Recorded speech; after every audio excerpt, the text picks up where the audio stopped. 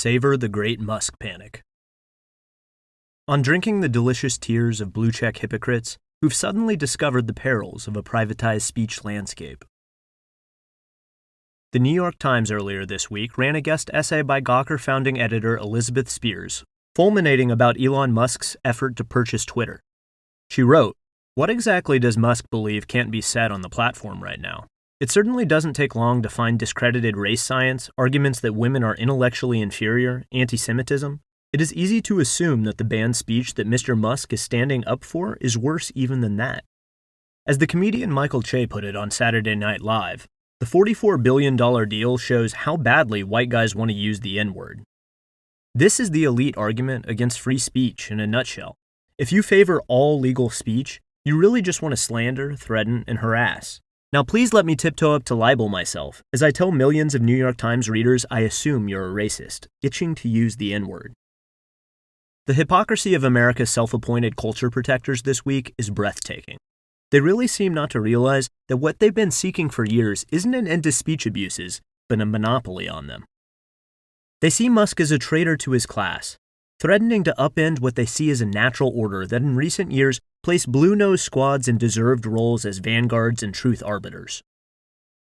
Whether or not Musk ever upends anything is a different question, but critics believe he will, and now they're panicking, in tones of maximum sanctimony. They're even pulling out "who will protect the children" style language. I spent a good part of the last 4 years warning that asking unaccountable billionaires to meddle more in speech would result in exactly such a table-turning episode, in which the political mainstream's cocky censor squad would wake up one day to find the wrong tycoon in charge, at which point they would cry foul and howl suddenly about the evils of oligarchy.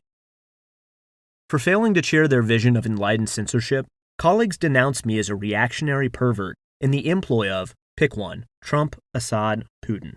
So it's hard to do anything but chuckle at their anguish this week. According to mainstream legend, Twitter executives were forced to rethink their hands-off, free speech wing of the Free Speech Party approach after watching the @RealDonaldTrump account become the world's most followed news network during the 2016 election campaign.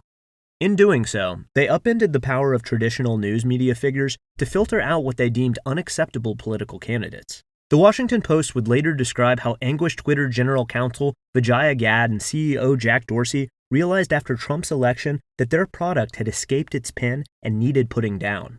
Twitter's largely liberal employee base faced growing criticism, and workers complained that the first question they were asked when they told someone they worked at the social media service was, "What about Trump's account?"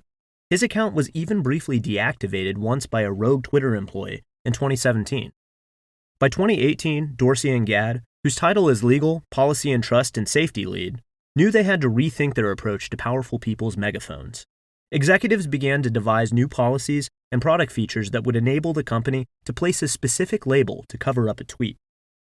The Post went on to describe a Shakespearean tragedy, in which executives like Dorsey and Gadde tried, against all logic and evidence, to cling to doomed speech principles throughout the Trump presidency.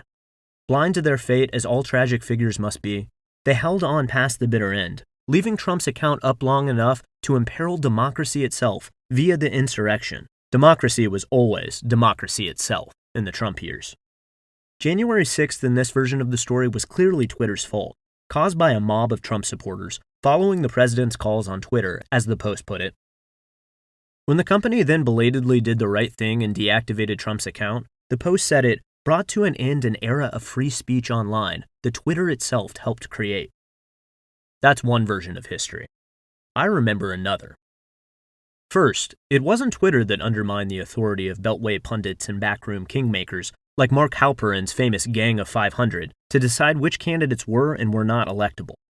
Way back before 2016, voters had begun the process of rejecting obnoxious elitist rituals like the invisible primary, in which nominees were supposedly chosen before primaries even began by faceless groups of donors, party officials, and key media figures.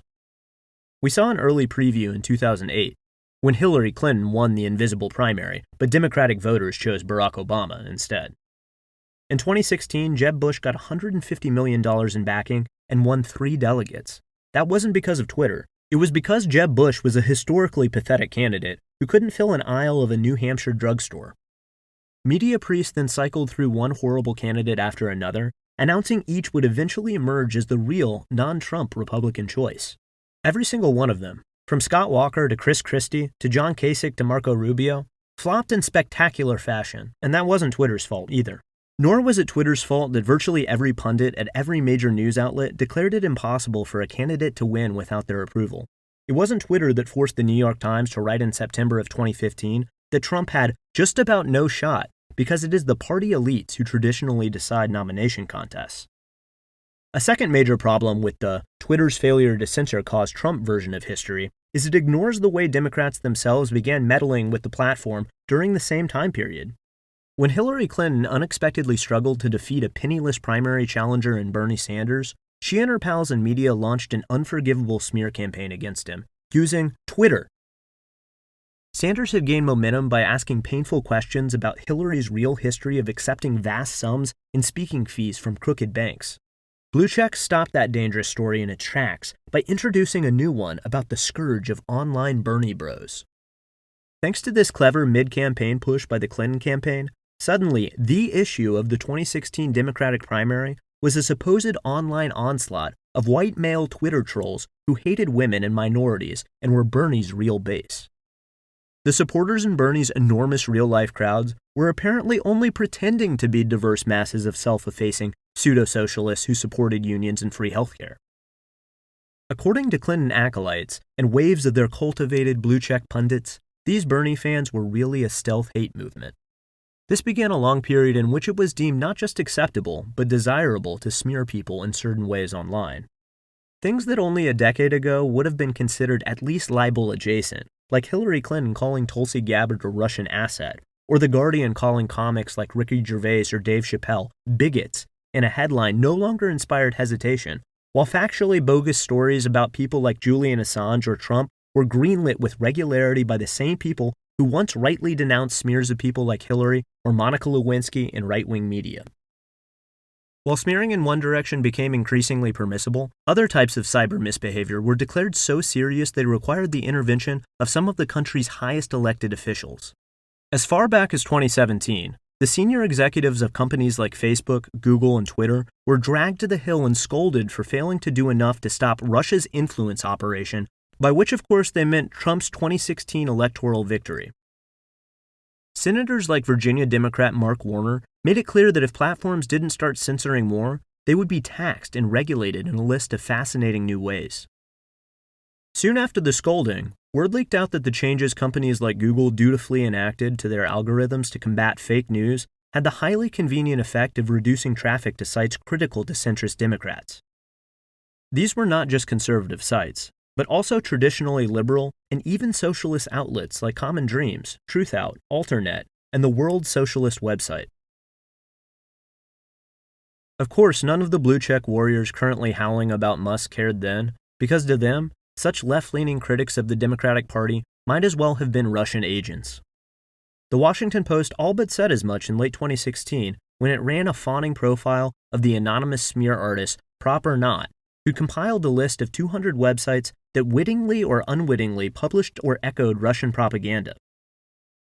Imagine the gall of the Washington Post editor who approved the line that accused sites as diverse as LouRockwell.com, TruthDig, Naked Capitalism, Antiwar.com, and the Ron Paul Institute of, at least perhaps, wittingly helping an alleged election-fixing conspiracy. But of course, that wasn't harassment or abuse, since those were strictly Trumpian phenomena. The true ribbon-cutting event of the content moderation era, of course, was a move that thrilled blue checks everywhere. The expulsion of red-faced InfoWars yuts Alex Jones from Facebook, Apple, YouTube, Spotify, and other platforms. Virtually everyone who had an opinion on this matter focused on how much of a jerk they thought Alex Jones was and how much he deserved banishing. Only a handful took the wider view, wondering about the precedent of oligopolistic tech executives acting in concert to remove speech. Perhaps, a few wondered, it was not a good idea to have a star chamber of billionaires deciding in secret what is and is not appropriate media.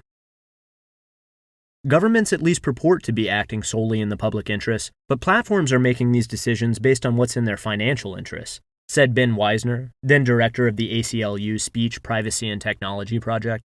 So their interest might be in avoiding controversy. But do we want the most important speech platforms in the world to avoid controversy? This was the moment to worry about the ultra-wealthy deciding to exercise selective control over America's media distribution systems. Because the platform's first target was Alex Jones, however, the commentariat roared approval. Twitter finally acts as Alex Jones, was the Wired headline. Deplatforming works, added Vice. Alex Jones said bans would strengthen him. He was wrong, chirped the New York Times. I wrote then that press people in particular were making a huge mistake in cheering the end of the old litigation-based method for dealing with things like Jones' Sandy Hook reporting and turning authority over to faceless groups of executives working behind the scenes with legislators to fulfill a vague mission of preventing the foment of discord. When Connecticut Senator Chris Murphy said deleting Jones was only a good first step, I thought that should have been a clue even to the densest media critic that much more radical changes were coming that may not work out as they expect. Americans are not freaking out about this because most of us have lost the ability to distinguish between general principles and political outcomes. So long as the right people are being zapped, no one cares. When it soon after came out that companies like Facebook were working with think tanks like the Atlantic Council to identify inauthentic accounts and were zapping first dozens and then hundreds of real independent sites as a result, including outlets that were anti-Trump or pro-Palestinian or monitored police brutality cases, the reaction was again a shrug. The reason, I wrote, was obvious. When Facebook works with the government and organizations like the Atlantic Council to delete sites on national security grounds using secret methodology, it opens the door to nightmare possibilities that you'd find in dystopian novels. The sheer market power of these companies over information flow has always been the real threat. This is why breaking them up should have long ago become an urgent national priority. Instead, as was obvious during the Senate hearing with Mark Zuckerberg earlier this year, politicians are more interested in using than curtailing the power of these companies. For years, these folks had every chance to campaign for another, fairer way of dealing with online speech. Not only did they not do that, they specifically endorsed the model of opaque, billionaire-controlled, monopolistic star chamber platform because they want to retain power to smear and censor people they didn't like on a mass scale. Moreover, in just 4 years, they went from drawing the line at Alex Jones to being unable to take a joke in the Babylon Bee. Now it may be blowback time, and they're sad. Could a less sympathetic group of people even be imagined? Is it wrong to find their angst hilarious? It doesn't feel wrong. Enjoy the ride, knuckleheads. You built this roller coaster. Thanks for listening to the audio version of this article. For more, visit taibbi.substack.com.